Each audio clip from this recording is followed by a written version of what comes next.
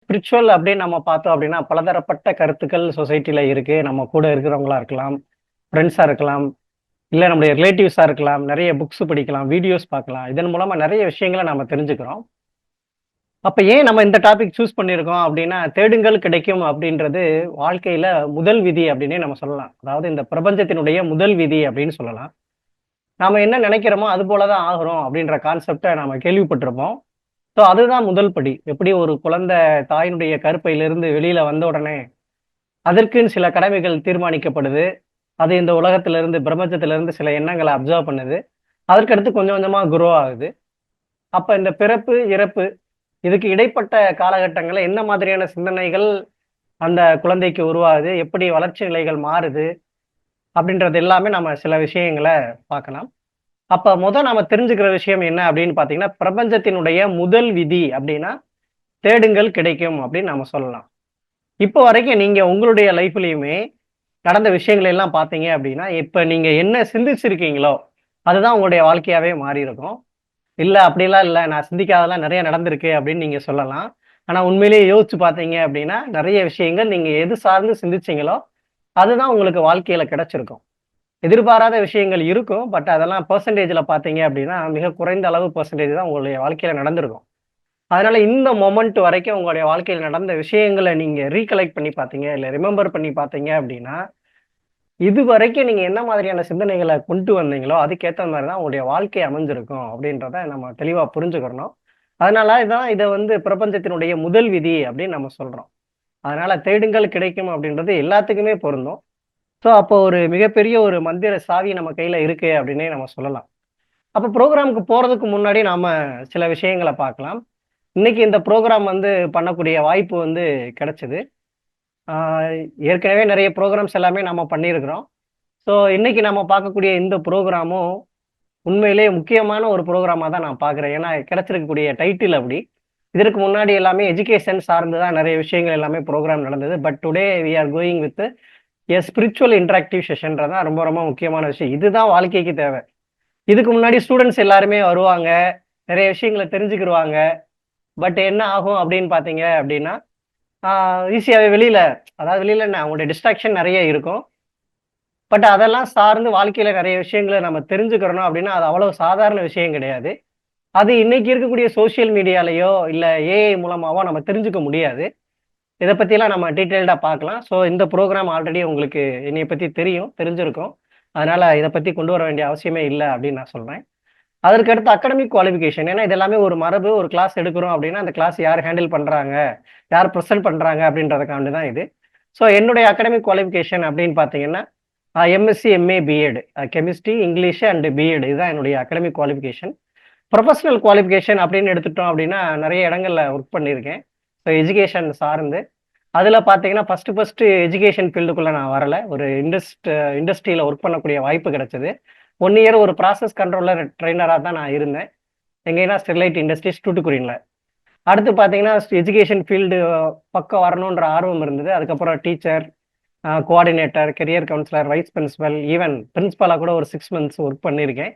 Principal இன்சார்ஜா. So இதெல்லாமே என்னோட கெரியர்ல கடந்து வந்த ஒரு விஷயங்கள். அப்போ உனக்கு எப்படி ஸ்பிரிச்சுவல்ல வந்து ஒரு டச் இருக்கு? நீ ஏன் இந்த கிளாஸ இந்த செஷன்லாம் ஹேண்டில் பண்ற? அப்படின்னு உங்களுக்கு ஒரு கேள்வி இருக்கலாம். கிட்டத்தட்ட காலேஜ் முடிச்ச உடனே, அதாவது அப்ப ஏஜ் ஒரு 21 இருக்கும்னு நெனைக்கிறேன். ஸோ அப்பலருந்து எனக்கு ஸ்பிரிச்சுவல் மேல ஒரு ஆர்வம் அதிகப்படியா இருந்தது. அதுக்கு முன்னாடி ஸ்பிரிச்சுவல் பத்தி ஆர்வம் இல்ல. தெளிவா சொல்றதுக்கு ஆட்களும் இல்ல. ஸோ அந்த காலேஜ் ஃபைனல் இயர்ல தான் ஒரு மிகப்பெரிய தேடல்ன்றது உருவாச்சு. நெறைய விஷயங்கள் லைப்ரரிக்கு போறது, படிக்கிறது, எல்லாமே இந்த சயின்டிஸ்ட்டோட லைஃப் ஹிஸ்டரிஸ் பிளஸ் ஸ்பிரிச்சுவல் பெர்சன்ஸோட லைஃப் ஹிஸ்டரி எல்லாம் படிக்கும்போது தான் நெறைய விஷயங்கள் வந்து புலப்பட்டது. ஸ்பிரிச்சுவல் பெர்சன்ட்ட எந்த மாதிரியான விஷயங்கள்லாம் இருக்கு? இப்ப நம்ம எடுத்துக்கலாம் ஜீசஸ் கிரைஸ்ட்டா இருக்கலாம், இல்ல புத்திஸ்ட்டா இருக்கட்டும், இல்ல ஸல்லல்லாஹு அலைஹி வஸல்லம் இஸ்லாம் மதத்தை சார்ந்தவரா இருக்கட்டும். இவங்க எல்லாருமே அந்த மதத்தை ஆரம்பிச்சதுல இருந்து அவங்களுடைய வாழ்க்கை முறை எப்படி இருந்தது? எந்த மாதிரியான விஷயங்கள கொண்டு வந்தாங்கன்னு எடுத்து படிச்சு பார்த்தோம் அப்படின்னா, அமேசிங்கா இருக்கும். ஸோ இதன் மீதெல்லாம் ரொம்ப ஆர்வம் இருந்ததுனால ஃபர்தரா இன்னும் நெறைய விஷயங்கள் கத்துக்கிறணும், தெரிஞ்சுக்கிறணும் அப்படின்னு ஒரு வாய்ப்பு கிடைச்சது. ஸோ அதனுடைய வாய்ப்பா தான் இன்னைக்கு நாம இந்த ப்ரோகிராம்ல இருக்கோம் அப்படின்னு நான் சொல்லுவேன். கிட்டத்தட்ட 17 வருஷம் ஸ்பிரிச்சுவல் ஜேர்னி அதாவது ஒரு ஸ்பிரிச்சுவல் ஆர்கனைசேஷன். இன்னைக்கு வந்து நிறைய ஸ்பிரிச்சுவல் ஆர்கனைசேஷன் வந்து வேர்ல்டுல இருக்கு. ஸோ நான் வந்து இப்போ வரைக்கும் 17 வருஷமா டிராவல் ஆயிட்டு இருக்கிறது பிரம்மா குமாரிஸ் அப்படின்ற ஒரு ஸ்பிரிச்சுவல் ஆர்கனைசேஷன், நான் கவர்மெண்டல் ஆர்கனைசேஷன் தான்.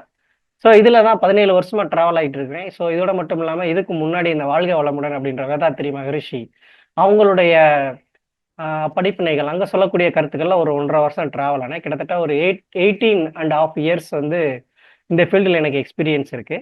இன்னொன்னு யாரை பார்த்தாலும் நிறைய விஷயங்கள் கேள்வி கேட்கறது, ஷேர் பண்றது, ஸ்பிரிச்சுவல் சம்பந்தமா நிறைய நபர்களை சந்திக்கிறது, இந்த மாதிரியான வாய்ப்புகள் வந்து இறைவன் என்னுடைய வாழ்க்கையில கொடுத்ததுனால, இது சார்ந்த சிந்தனையை கொண்டு வருவதற்கு எனக்கு அதிக வாய்ப்பு கிடைச்சது அப்படின்னு சொல்லலாம். சரி, இப்பதான் நம்ம டாபிக் உள்ளேயே வர்றோம். ஒரு 20 மினிட்ஸ்ல நான் இதை முடிச்சிருவேன். ஸ்பிரிச்சுவாலிட்டினா என்ன? இன்னைக்கு நிறைய பேர் சொல்லக்கூடிய விஷயம் என்ன? ஸ்பிரிச்சுவல்னா மதம், மதம் சார்ந்து போறது அப்படின்னு நினைச்சிட்டு இருக்கிறாங்க. கண்டிப்பா கிடையாது. ஸ்பிரிச்சுவல் அப்படின்றது ஒழுக்கம் சார்ந்தது, நம்முடைய சிந்தனைகள் சார்ந்தது, நம்முடைய வாழ்க்கை நடைமுறைகள் சார்ந்தது. இந்த விஷயங்கள் எல்லாமே எங்க இருக்கு அப்படின்னா, ஒவ்வொரு மதத்திலயுமே இருக்கு. அது நீங்க எந்த மதத்தை எடுத்துக்கிட்டாலும் சரி, எல்லா மதங்கள்லயும் சொல்லக்கூடிய விஷயங்கள், நல்ல சிந்தனைகள் இருக்கணும், நல்ல செயல்பாடுகள் இருக்கணும். இறைவன் என்ன நம்மட்ட எதிர்பார்க்கிறாரோ, அதை நம்ம ஃபுல்ஃபில் பண்ணணும்.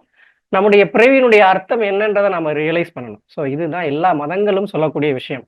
அப்ப ஸ்பிரிச்சுவாலிட்டி அப்படின்னாலே நம்ம மதம் சார்ந்தது அப்படின்னு நம்ம போக வேண்டிய அவசியமே கிடையாது. இது எல்லாமே பார்த்தீங்கன்னா, நம்முடைய ஆன்மாவிற்கு, நம்முடைய வாழ்க்கைக்கு தேவையான சிந்தனைகளையும், அதை நடைமுறைப்படுத்துவதற்கு ஏற்படக்கூடிய இடர்பாடுகளையும் நாம சரி செய்து, நல்ல ஒரு பியூரிட்டியான சோலா நம்மள நாமே மாறுவதற்கான வழிமுறைகளை கொண்ட ஒரு நடைமுறை தான் நம்ம ஸ்பிரிச்சுவாலிட்டி அப்படின்னு சொல்றோம்.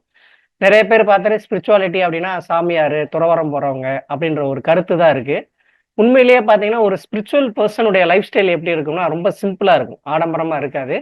முக்கியமான விஷயம் என்ன அப்படின்னா, யாரையுமே எந்த ஒரு குருமார்களும் தன்னுடைய கால்ல விழுந்து வணங்கணும்னு எதிர்பார்க்க மாட்டாங்க. அப்படி கால்ல விழுந்து வணங்கணும்னு எதிர்பார்க்குறாங்கன்னா, உண்மையான குருமாரா அவங்க இருப்பதற்கான வாய்ப்பே இல்ல. 100% சொல்லலாம். நிறைய பேர் சொல்றது உண்டு, நான் உண்மையான ஆன்மீகவாதிகள்லாம் நான் வாழ்க்கையில சந்திச்சதே இல்ல அப்படின்னு சொல்லுவாங்க.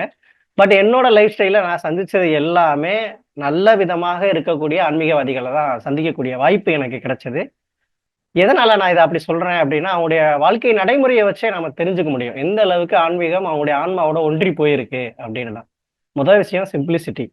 2வது விஷயம் யாருக்குமே கெடுதல் நினைக்க மாட்டாங்க. அதுதான் இங்க முக்கியமான விஷயம்.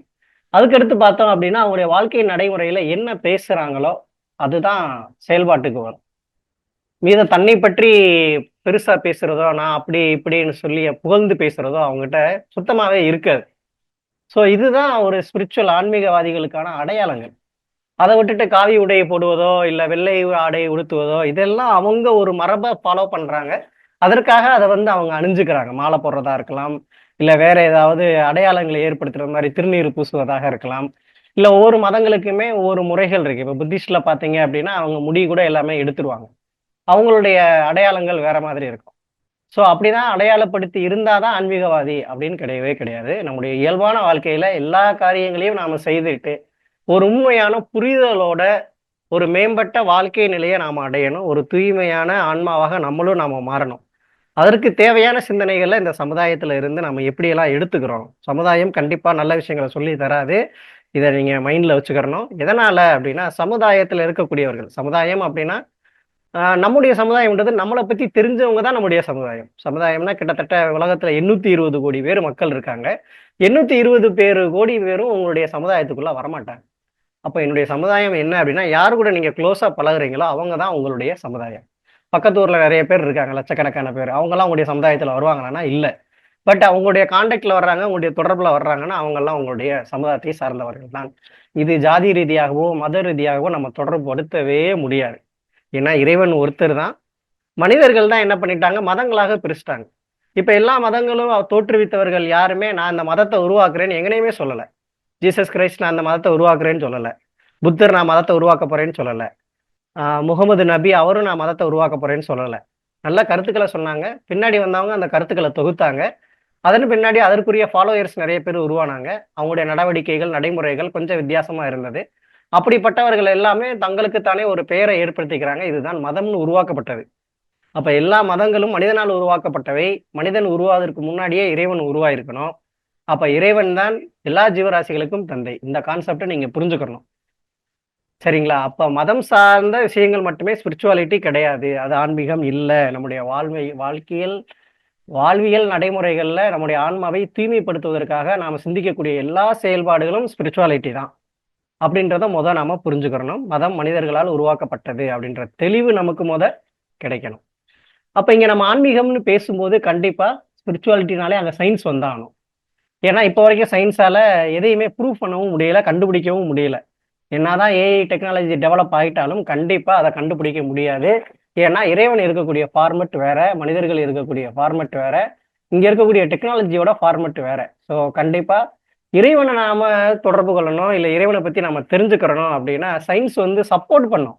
பட் எல்லாத்தையும் கண்டுபிடிக்குமான்னா கண்டிப்பா கிடையாது. ஸோ இப்போ நீங்க பார்க்கக்கூடியது சயின்ஸுக்கும் ஸ்பிரிச்சுவாலிட்டிக்கும் என்ன வித்தியாசம் அப்படின்றத நம்ம பார்க்குறோம். ஸோ சயின்ஸ்னாலே அது full and full work based வேர்ல்டில் நடக்கக்கூடிய ப்ரூஃப். அதெல்லாம் தியரிட்டிக்கலாகவும் சரி, ப்ராக்டிக்கலாகவும் சரி, ரெண்டும் கோயின்சைட் ஆகும். அதை ப்ரூவ் பண்ணக்கூடியது முயற்சி பண்ணுறது தான் சயின்ஸ்ன்னு நம்ம சொல்லலாம். இங்கே நிறைய மெத்தட்ஸ் இருக்கு, எக்ஸ்பெரிமெண்ட் இருக்கு, லாஜிக் இருக்கு, டேட்டா இருக்கு. ஆனால் ஸ்பிரிச்சுவாலிட்டியில் அப்படி கிடையாது. அங்கே வந்து முழுக்க முழுக்க பார்த்தோம் அப்படின்னா நம்பிக்கை தான். அவங்களுடைய ஒரு தூண்டுதல் தான். அதான் நம்ம இன்டியூஷன் அப்படின்னு சொல்றோம். அதுக்கடுத்து பார்த்தோம்னா நிறைய நம்பிக்கை சார்ந்த விஷயங்கள் எல்லாமே ஸ்பிரிச்சுவாலிட்டியில நமக்கு இருக்கு. இதெல்லாம் நம்ம ப்ரூவ் பண்ண முடியுமா அப்படின்னா இன்னும் சயின்ஸால அந்த அளவுக்கு டெக்னாலஜி கிடையாது, அதை கண்டுபிடிக்கவும் முடியாது. ஏன் அப்படின்னா அதோட ஃபார்மெட் வேற அப்படின்றத நம்ம புரிஞ்சுக்கிறணும். ஸோ ப்ரோக்ராமுக்கு அடுத்து இந்த விஷயங்கள் எல்லாமே உங்களுக்கு ஷேர் ஆகும்போது நீங்கள் இந்த ஸ்லைட்ஸ் எல்லாம் கொஞ்சம் டீட்டெயிலாக பார்த்தீங்கன்னா உங்களுக்கு புரியும். ஸோ அப்போ நமக்கு இங்கே ஸ்பிரிச்சுவாலிட்டி அப்படின்னு பார்க்கும்போது முழுக்க முழுக்க வேல்யூஸ் தான். Values means characters and qualities. But science அப்படி கிடையாது. அங்கே வரும்போது எல்லாமே ஃபேக்ட்ஸ், எக்ஸ்பிரிமெண்ட்ஸு, கான்செப்ட்ஸ். ஸோ இந்த ரெண்டுமே பேஸ் பண்ணி தான் இருக்கும் அப்படின்றத நம்ம புரிஞ்சுக்கணும். இங்கே எது பெருசு, சயின்ஸா ஸ்பிரிச்சுவாலிட்டியானா சொல்லவே தேவையில்லை, ஸ்பிரிச்சுவாலிட்டி தான். ஏன்னா சயின்ஸால இன்னும் நிறைய விஷயங்களை ப்ரூவ் பண்ணவும் முடியலை, டிஸ்ப்ரூவ் பண்ணவும் முடியல. அது மாதிரி நிறைய கான்செப்ட் இருக்கு. அதெல்லாம் நம்ம போக போக நம்ம பார்க்கலாம். அப்போ இறைவன் அப்படின்னா என்ன, உலகத்துல இருக்கக்கூடிய கருத்துக்கள் என்ன அப்படின்னு நம்ம தெரிஞ்சுக்கலாம். இறைவன் அப்படின்னா அவர் வந்து ஒரு பொருளா, ஒரு உணர்வா, இல்ல அது ஒரு எனர்ஜியா, இல்ல அவர் ஒரு நபரா? இதை என்னைக்காவது வாழ்க்கையில சிந்திச்சிருக்கிறோமா அப்படின்னா குறைவுனே நாம சொல்லலாம். அப்போ ஒரு பொருளா அப்படின்னு பார்த்தோம்னா பொருள் கிடையாது. இறைவன் எப்படி பொருளா இருக்க முடியும்? இருக்க வாய்ப்பு இல்லை. ஆனா நாம என்ன சொல்றோம், தூண்ல இருக்கிறாரு, துரும்புல இருக்கிறாரு அப்படின்னு சொல்றோம். அதெல்லாம் நம்முடைய நம்பிக்கை தான், உண்மை கிடையாது. நம்பிக்கைன்றது வேற, உண்மைன்றது வேற. மறுபடியும் நான் சொல்றேன், நம்பிக்கைன்றது வேற, உண்மைன்றது வேற. நீங்க நீ நல்லவன் நம்பலாம், ஆனா அது உண்மையா இருக்கணும்னு அவசியம் கிடையாது. அப்ப நம்ம நம்புறது எல்லாமே உண்மையா இருக்கணுமா? அதுவும் அவசியம் இல்லை, இல்லாமலும் இருக்கலாம். அப்ப இறைவன் அப்படின்னா அவர் ஒரு பொருள் கிடையாது. சரி, அவர் உணர்வா? உணர்வுனா ஒரு எமோஷன்ஸ். எப்படி நமக்கு நிறைய எமோஷன்ஸ் இருக்கு ஹியூமன் பீயிங்ஸ்க்கு, அது மாதிரி அது ஒரு எமோஷனா அப்படின்னு பார்த்தோம்னா இறைவன் வந்து எமோஷனும் கிடையாது. இல்ல அது ஒரு எனர்ஜியா? இப்ப எப்படி நம்ம ஹீட் எனர்ஜி, லைட் எனர்ஜின்னு சொல்றோம். அப்ப அது போல அது ஒரு எனர்ஜியா? நம்ம சொல்றோம் சுப்ரீம் சோல், சுப்ரீம் எனர்ஜி அப்படின்லாம் சொல்றோம். அப்ப அது வந்து ஒரு எனர்ஜியா? இறைவன்றவர் ஒரு ஆற்றலின் மையமா அப்படின்னு நாம எடுத்துக்கிட்டோம் அப்படின்னா எப்படி நம்ம பேச முடியும்? எனர்ஜிட்ட எப்படி பேசுவீங்க? ஹீட் எனர்ஜி இருக்கு, அதோட போய் நம்ம பேச முடியுமா? தொடர்பு கொள்ள முடியுமா? அப்ப இறைவன் என்பவர் ஆற்றலாகவும் இருக்க வாய்ப்பு இல்லை. ஆற்றல் உள்ள இருக்கலாம், ஆற்றல் மட்டுமே இறைவன் இல்லை அப்படின்றத புரிஞ்சுக்கணும். அதுக்கடுத்து அவர் ஒரு மனிதரா? மனிதர் அப்படின்னா கண்டிப்பா உடல் இருக்கணும், அதுக்குன்னு எடை இருக்கணும், கண்ணுக்கு புலப்படக்கூடியதா இருக்கணும். ஆனா அவர் அப்படி கிடையாது. அப்ப மனிதரா இருப்பாரா அப்படின்னா இல்லை. ஸோ இந்த 4 விஷயங்களை நீங்க புரிஞ்சுக்கணும். பொருளும் கிடையாது, உணர்வும் கிடையாது, ஆற்றலும் கிடையாது, மனிதர் கிடையாது. அப்ப மதங்கள் ஒவ்வொன்றும் என்ன சொல்லுது? ஒவ்வொரு மதங்களும் இறைவனை பற்றி என்ன சொல்லுது? இறைவன் வந்து ஒளி வடிவானவர். ஜீசஸ் கிரைஸ்டே சொல்லுவாரு, பரலோகத்தில் இருக்கும் பரம பிதாவே அப்படின்னு சொல்லுவார் இல்லையா? புத்தர் கூட பாத்தீங்கன்னா இறைவனை பற்றிய கோட்பாடுகள்ல உருவ வழிபாடுகள்லாம் கிடையாது. அதே போல இஸ்லாம் தர்மத்துல பாத்தீங்கன்னா சிலைகளோ, பூஜைகளோ, வழிபாடுகளோ கிடையாது. அப்ப எல்லாரும் சொல்லக்கூடிய விஷயம் என்ன அப்படின்னு பார்த்தோம்னா இறைவன் வந்து ஒருத்தர் தான். அவர் வந்து உயிரும் உணர்வும் உள்ள ஒரு சக்தி அப்படின்னு நம்ம எடுத்துக்கலாம். நம்ம அவர் கூட தொடர்பு கொள்ள முடியும், பேச முடியும், புரிஞ்சுக்க முடியும். ஆனா அவர் இருக்கக்கூடிய ஃபார்மேட்டுக்கு நம்ம போகணும். அந்த ஒரு பியூரிட்டி, குவாலிட்டிக்கு நம்ம மாறணும். மாறும்போது அது நடக்கும். சரிங்களா? அப்ப இறைவன் அப்படின்றவர் பொருள் கிடையாது, உணர்வு கிடையாது, ஆற்றல் கிடையாது, மனிதர் கிடையாது. அவர் ஒரு உயிரும் உணர்வும் உள்ள ஒரு சக்தி. இப்பதான் நம்ம அடுத்து வர்றோம். அப்ப இறைவன் ஒரு சக்தின்னு இருக்கு அப்படின்னு நம்ம புரிஞ்சுக்கிட்டோம்னா உலகத்துல கடவுள் சொல்றாங்க, தெய்வங்கள் சொல்றாங்க, குலசாமின்னு சொல்றாங்க. இதெல்லாம் என்ன அப்படின்னு பாத்தீங்கன்னா வேரியஸ் கேட்டகரிஸ் நம்ம சொல்லலாம். இப்ப அப்படி ஒரு ஆர்கனைசேஷன் எடுத்துக்கிட்டோம்னா ஒரு ஹையரார்ச்சிக்கல் ஆர்டர் இருக்கும். Correspondent, principal, vice principal, coordinator, teachers, student அப்படின்னு ஒரு ஹையரார்ச்சிக்கல் ஆர்டர் இருக்கும். அது போலதான் நாம எல்லாத்தையுமே ஒட்டுமொத்தமா இறைவன் புரிஞ்சுக்க கூடாது. ஏன் அப்படின்னா இறைவன்றவர் ஒருத்தவர் தான். அவருக்கு வந்து உருவம் கிடையாது, அவர் வந்து உயிரும் உணர்வும் உள்ள ஒரு சக்தி அப்படின்றத நாம புரிஞ்சுக்கிட்டோம். உயிரும் உணர்வும் உள்ள ஒரு சக்தி அப்படின்றத நாம புரிஞ்சுக்கிறணும். தெய்வங்கள்லாம் யாரு? முருகன், விநாயகர் இந்த மாதிரி சிலைகளை வச்சு வழிபடுறாங்க இல்லையா? இவர்கள் எல்லாமே தெய்வங்கள். இவர்கள் கடவுள் கிடையாது. இந்த தெய்வங்களை உருவாக்குனதே மனிதர்கள் தான். அதை நம்ம புரிஞ்சுக்கிறணும். இப்ப நம்ம கோயிலுக்கு போகக்கூடிய வழக்கம் நமக்கு எல்லாம் இருக்கு. நிறைய கோயில்கள், சிலைகளுக்கு போறோம். அப்ப கடவுள் அங்க உள்ளதா இருக்கிறாரா அப்படின்னு பார்த்தோம்னா, அது நம்முடைய நம்பிக்கை தான். அப்படி கடவுள் அங்கதான் இருக்காருன்னா ஏன் அங்க விட்டு வரணும்? அங்கேயே இருக்கலாமே, இந்நேரமும் கும்பிடலாமே இறைவனை. நமக்கு தேவைன்னா தானே போறோம், பொழுது போகலைன்னா போறோம். அதுக்காக நான் தவறா சொல்ல வரல. நம்முடைய நம்பிக்கை தான். பட் இறைவன் எல்லா நேரமும் அங்க இருக்கிறாருன்னா ஏன் அவரை விட்டுட்டு நம்ம வரணும்? அங்கேயே இருக்கலாமே, வாழ்க்கையை நம்ம அங்கேயே ஓட்டலாமே, இறைவனே இருக்கிறாரு அப்புறம் என்ன? ஆனா உண்மை என்ன அப்படின்னு யோசிச்சு பார்த்தோம் அப்படின்னா, இறைவன் வந்து அந்த இடத்துல இருக்கிறார் என்ற நம்பிக்கையை நாம கொடுத்து கொடுத்து ஒரு சக்தியை உருவாக்கி வச்சிட்டோம். இயல்பாவே அந்த தெய்வத்துக்கு சக்தின்னு இருக்கு. நம்முடைய நம்பிக்கை சேரும்போது அது இன்னும் பல மடங்கு சக்தியா மாறுது. இதுதான் ஒவ்வொரு தெய்வங்களுக்கும் உள்ள வித்தியாசம். ஏன் ஒவ்வொரு தெய்வங்களுக்கும் உள்ள எனர்ஜிஸ் வேறுபடுது? இந்த கோயிலுக்கு போனா நல்லது உடனே நடந்துரும் அப்படின்னு ஏன் எல்லாரும் நம்புறாங்க? அப்ப இன்னைக்கு வேர்ல்டுல இல்ல இந்தியால இருக்கக்கூடிய மிகப்பெரிய கோயில்கள்லாம் எடுத்து பார்த்தீங்கன்னா, அதிகபட்ச மக்களினுடைய நம்பிக்கை அந்த இடமா இருக்கும்.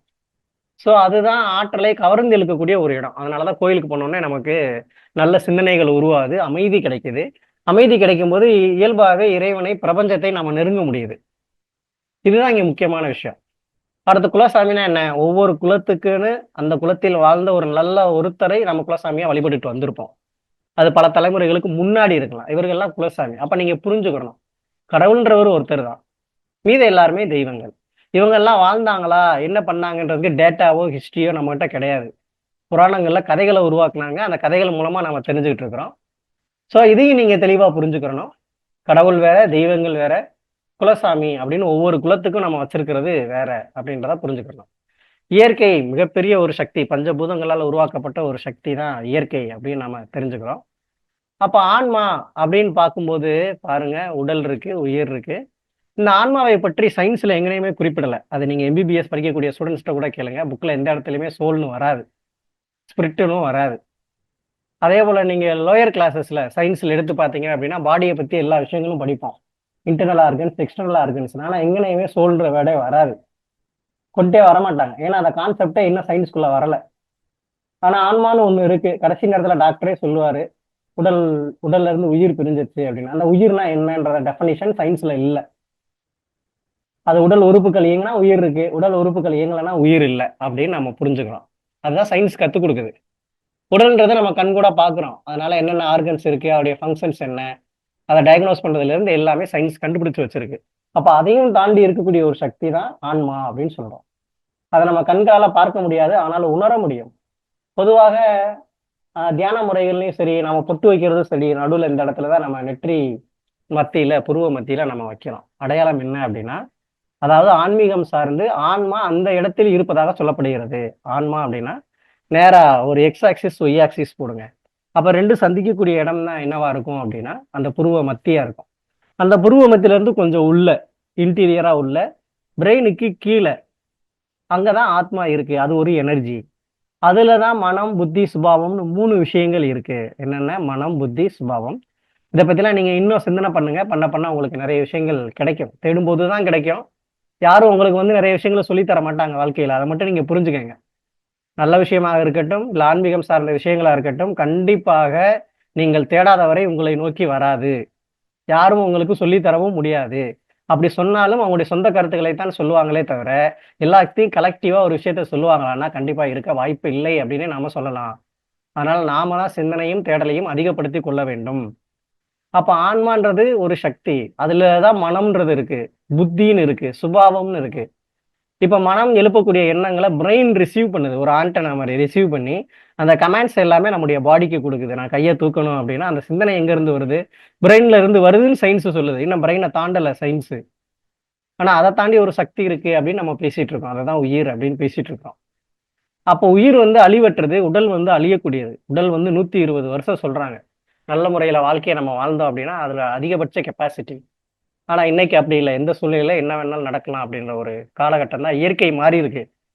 ஏன்னா இயற்கையும் அந்த அளவுக்கு தூய்மையா நிலையில இன்னைக்கு இல்லை. ஏன்னா மனிதனுடைய மனநிலை தூய்மையா இல்லை.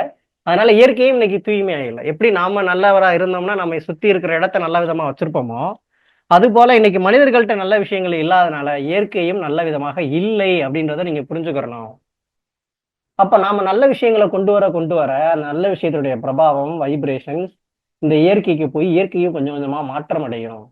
அப்ப இயற்கை இன்னைக்கு ஏன் மனிதர்களுக்கு துக்கம் கொடுக்குது? இயற்கையின் மூலமா ஏன் இந்த தொந்தரவுகள் நடக்குது அப்படின்னா, மனிதனுடைய மனநிலை அந்த அளவுக்கு இல்ல. தூய்மையானதாக இல்லை. உண்மையிலேயே இயற்கையும் சரி, இந்த உடலும் சரி, ஆன்மாவை நல்ல விதமாக வாழ வைக்கிறதுக்கு தான் சப்போர்ட் பண்ணுமே தவிர, அந்த உடலை, அந்த உயிரை அழிப்பதற்கு இயற்கையும், உடலும் முயற்சி பண்ணாது. இப்போ உடலே பாருங்க, எதுவும் உடம்புக்கு முடியலன்னா தன்னைத்தானே புதுப்பித்துக் கொள்ள முயற்சி பண்ணும். இயற்கையும் பாருங்க, எதுவும் நடக்குதா? நம்மளுக்கு சப்போர்ட் பண்ணும். நிறைய விஷயங்கள. வாழ்க்கையில நம்ம ரியலைஸ் பண்ணியிருப்போம். அப்ப இயற்கையும் சரி, இந்த உடலும் சரி, நம்முடைய ஆன்மாவை நல்ல விதமாக கொண்டு போறதுக்கு நமக்கு உதவி செய்யும். இதுக்கெல்லாம் மேல இருக்கக்கூடியவர் தான் இறைவன். அவர் இன்னும் 24 ஹவர்ஸ் நம்மள பார்த்துட்டே தான் இருக்காருன்ற நம்பிக்கை நமக்கு இருக்கணும். அவருக்கு நம்ம மேல இன்னும் நெறைய அக்கறை இருக்கு. ஸோ, அதனால நெறைய விஷயங்கள அவர் நம்மளுக்கு கொண்டு போவார். நெறைய விஷயங்கள சொல்லுவார். புரிய வைப்பார். நாம அந்த தளத்துக்கு போணும். அந்த வைப்ரேஷனுக்கு போணும். அந்த மன அமைதிக்கு போகும்போது, நம்ம அத ரியலைஸ் பண்ண முடியும். இப்பதான் ஒரு வார்த்தைய சொல்றோம், ரியலைசேஷன். இது சயின்ஸ்ல கிடையாது. அப்ப இத நாம உள்ளார்ந்து புரிஞ்சுகிட்டு, ஒரு அமைதியான மனநிலைக்கு போகும்போது மட்டும் தான் அத ரியலைஸ் பண்ண முடியும். அப்ப ரியலைசேஷன்ற தளத்துல தான் இறைவன் இருக்கிறாரு. நாம எப்படி இருக்கோம்? இந்த உடல்ல ஆன்மாவாக இந்த உடலை நடத்திட்டு இருக்கிறோம். நாமளும் புள்ளி வடிவம், ஜோதி வடிவம் தான். ஒளி ரூபம் தான். அதனால தான் இறைவனையும் நம்ம ஒளியா சொல்றோம். அப்ப எப்ப நாம அந்த ஒளி, உயிரும், உணர்வும் உள்ள ஒரு சக்தி தான் நம்மளும். நம்முடைய ஆன்மா எப்படியோ அதே போல தான் பரமாத்மா இறைவனுடைய ஆத்மாவும். நம்ம அது புரியணும். நாம இன்னும் ஒரு மனிதனாகவோ, இல்ல ஒரு ஆ தெய்வங்களாகவோ விதவிதமான உருவங்கள நம்ம வழிபட்டுட்டு இருக்கோம். இல்ல. அவர் உயிரும், உணர்வும் உள்ள ஜோதியா இருக்கிறார். நம்முடைய ஆன்மா எப்படி இருக்கு? அதுவும் உயிரும், உணர்வும் உள்ள ஜோதியா இருக்கு. அப்ப இத புரிஞ்சுக்கணும். எப்ப நம்ம இந்த கான்செப்ட்க்கு வர்றோமோ, அப்பதான் நம்ம அமைதின்ற தளத்துக்கு நம்ம போவோம். அப்ப அவரோட நம்மளுடைய இன்ட்யூஷன் வேலை செய்யும். நம்ம ரியலைஸ் பண்ண முடியும். இதுதான் விஷயம். இதுல உள்ள சயின்ஸ் வர்றதுக்கான வாய்ப்பே இல்ல. எத்தன வருஷம் ஆனாலும் சயின்ஸால இத நெருங்கவே முடியாது. அப்படின்றத நம்ம புரிஞ்சுக்கணும். இன்னொன்னு நெறைய சயின்டிஸ்ட் சொன்ன விஷயம், ஏதோ ஒரு சக்தி இருக்குன்னு சொல்லிட்டு போனாங்க. லாஸ்ட்டா பிக் பேங் தியரியில கூட ஏதாவது ஒரு செல்லுல மாற்றம் நடந்துச்சுன்னா, அந்த உலகமே அழிஞ்சு போயிரும். அப்படின்னு தான் அவருடைய கடைசி ஸ்டேட்மெண்ட் இருக்கும். இங்க தான் நம்ம புரிஞ்சுக்கணும். ஸோ, அப்ப இறைவன் இருக்கக்கூடிய தளம் வேறு, நாம் இருக்கக்கூடிய தளம் வேறு. அதனால தான் நம்மளால இறைவன சரியாக புரிஞ்சுக்க முடியல. எப்ப நம்மட்ட இருக்கக்கூடிய நல்ல குணங்கள் வருதோ, அப்ப நம்ம அவரால ரியலைஸ் பண்ண முடியும். அப்ப நல்ல எண்ணங்கள், நல்ல குணங்கள் மூலமாக தான் நாம இறைவனை அடைய முடியும். பாருங்க, பிறப்பு, இறப்பு. இடையில இருக்கக்கூடிய வாழ்க்கை காலங்கள் மிகப்பெரிய விஷயங்கள நமக்கு சொல்லிக் குடுக்குது.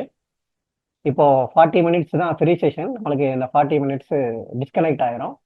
இது டிஸ்கனெக்ட் ஆயிருச்சுன்னா, மறுபடியும் அடுத்த தடவ நீங்க அந்த யூசர் ஐடி, பாஸ்வேர்ட் இருக்கும். அதாவது இந்த Zoom ஐடி உங்களுக்கு நான் ஷேர் பண்ணியிருப்பேன்.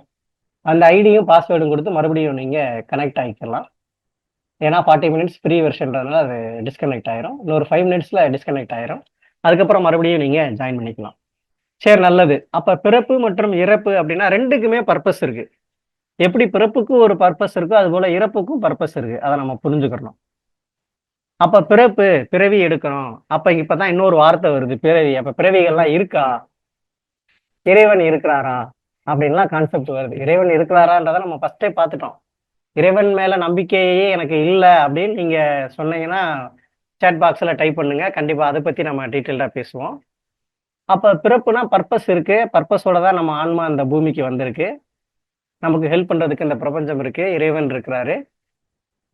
நமக்குடைய தொடர்புடைய ஆத்மாக்கள் நெறைய பேர், நல்ல குவாலிட்டிஸ் இருக்கிறவங்க எல்லாம் இருக்கிறாங்க. இவங்க எல்லாமே சப்போர்ட் பண்ணுவாங்க. எதுக்காக அப்படின்னா, நாம வந்து அந்த ஒரு 100% ஃபுல் ஃப்ளெட்ஜ்டான ஒரு நிலையை அடையணும். அப்போ ஃபுல் ஃப்ளெட்ஜ்டான ஒரு நிலைனா என்ன? இதுதான். ஆன்மா எப்போ ஒரு ஃபுல் ஃப்ளெட்ஜுக்கு மாறும் அப்படின்னா, குணங்கள், சக்திகள், கலைகள் நிறைஞ்சு இருக்கணும். இந்த 3 பார்ட்டா வச்சுக்கோங்களேன். குணங்கள், ஞானம் நிறைந்து இருக்கணும். தூய்மை, பியூரிட்டி இருக்கணும். அமைதி இருக்கணும். அன்பு இருக்கணும். சுகம் இருக்கணும். சக்திகள் பாருங்க, அஷ்ட சக்திகள் நாம சொல்றோம். பொறுமை சக்தி, பகுத்தறியும் சக்தி, அனுசரித்து போகும் சக்தி, எதிர்நோக்கும் சக்தி. இதெல்லாம் நம்மகிட்ட குறையும் போதுதான் ஒருத்தர் இன்னொருத்தர் கூட பழகும்போது பிரச்சனைகள் வருது. ஏன்னா சக்திகள் குறைபாடு இருக்கிறதுனால. எப்படி உடல்ல சொல்றாங்க இல்லையா, குறைபாடு இருக்கு, அதனால அந்த நோய் வருதுன்னு. அது போலதான் ஆன்மால குணங்கள் இல்ல, சக்திகள் இல்ல, கலைகள் இல்லைன்றப்ப எப்படி இன்னொரு ஆத்மாவோட பழக முடியும்? அதுதான் இந்த புரிதல் வந்து மனிதர்களுக்கு ஏற்படுறது இல்ல. அதனாலதான் வேலை பார்க்கக்கூடிய இடமா இருந்தாலும் சரி, குடும்பமா இருந்தாலும் சரி, சண்டை சச்சரவுகள் உருவாகுது. அப்ப எப்ப நம்ம தெய்வீக குணங்களை, நல்ல சக்திகளை, நல்ல விஷயங்கள் நம்ம உள்ள எடுத்துட்டு போறோமோ, அப்ப என்னாகும்? இயல்பாகவே ஆத்மா அமைதி நிலைக்கு திரும்பும். பியூரிட்டிக்கு போகும். எல்லா குணங்களும் உள்ள வரும். தெய்வீக தன்மைன்னு நம்ம சொல்றோம் இல்லையா? அந்த நிலைக்கு நம்முடைய ஆன்மா மாறும். அதுதான் டார்கெட்டிங்க.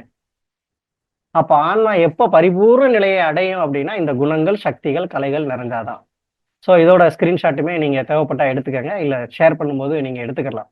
அப்ப ஆத்மா முழுமையான ஒரு நிலையை எப்ப அடையும் அப்படின்னா, இந்த குணங்கள், சக்திகள், கலைகள் நிறைஞ்சிருக்கும்போது மட்டும்தான். இதுக்கு தான் இறைவன் ட்ரை பண்றாரு நம்மள.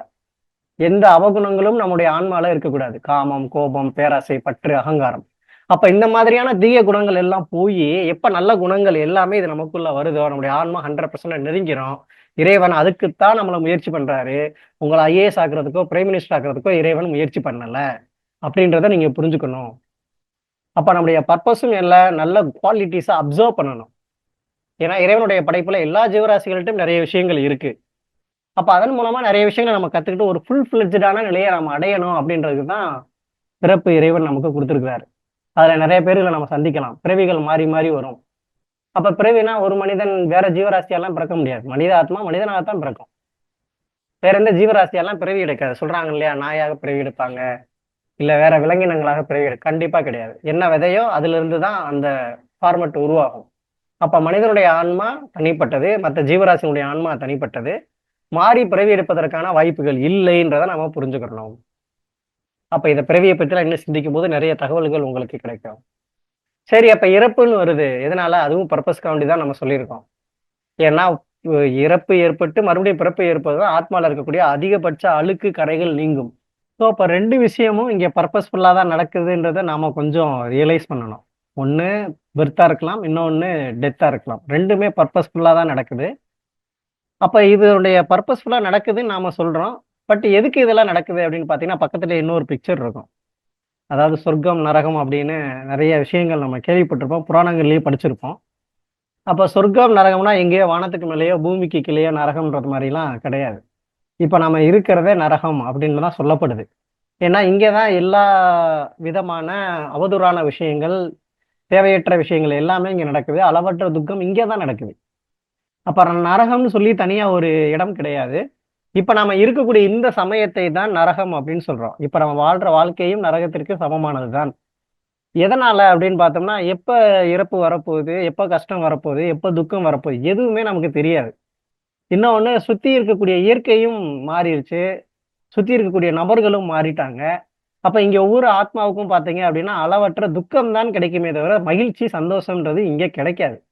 அதனால தான் எல்லாரும் இன்னைக்கு மகிழ்ச்சி, சந்தோஷத்த தேடி நாம போகக்கூடிய சூழ்நிலைக்கு ஆளாயிட்டோம். இப்ப லீவே இல்ல. வீக்கெண்ட் லீவே இல்ல. கன்டினியூஸா ஒர்க் இருக்குன்னே வச்சுக்குருவோமே. என்ன ஆகும்னு யோசிச்சு பாருங்க. கண்டிப்பாக மனிதர்களால அந்த ஸ்திரத்தன்மையோட இருக்க முடியாது. அமைதியை இழந்துருவாங்க. இன்னும் ஒரு மோசமான சூழ்நிலைக்கு சைக்காலஜிக்கலா தள்ளப்பட்டுருவாங்க. ஏதோ அந்த ஒரு நாள் கிடைக்கிறதுனாலயாவது சில நல்ல விஷயங்கள செஞ்சு, அவங்களுக்கு புடிச்சது மாரி வாழ்க்கைய வாழ்றதுனால தான் மகிழ்ச்சின்றதே கிடைக்குது. அப்ப நரகம்னு தனியா ஒரு இடம் கிடையாது. இப்ப நம்ம வாழக்கூடிய இந்த சமயம், இந்த உலகம் தான் நரகம் அப்படின்னு சொல்லப்படுது. அப்ப சொர்க்கம்னா என்ன அப்படின்னா, அடுத்து உலகம் மிகப்பெரிய ஒரு மாற்றத்தை அடைய போகுது. அது பஞ்சபூதங்கள் மூலமாக மிகப்பெரிய ஒரு அழிவு என்பது நடக்கும். அழிவு அப்படின்னா, அந்த உலகம் வந்து டப்புன்னு வெடிச்சிற போறது கிடையாது. அந்த மாதிரி நடக்க வாய்ப்பு கிடையாது. பஞ்சபூதங்களும் ஒன்றாக வேலை செய்யும். இப்போ வந்து ஒவ்வொன்னும் வேலை செஞ்சுட்டு இருக்கு. ஒரு பக்கம் இயற்கை பேரிடர் மூலமா, அது வெள்ளம் மூலமாகவோ, இல்ல காற்றின் மூலமாகவோ, இல்ல தீயின் மூலமாகவோ நெறைய இழப்புகள், நெறைய பேர் இறக்கிறத நம்ம கேள்விப்படுறோம். இப்போ கூட நியூஸ்ல 300 பேர் இறந்துட்டாங்கன்றாங்க தாய்லாந்துல.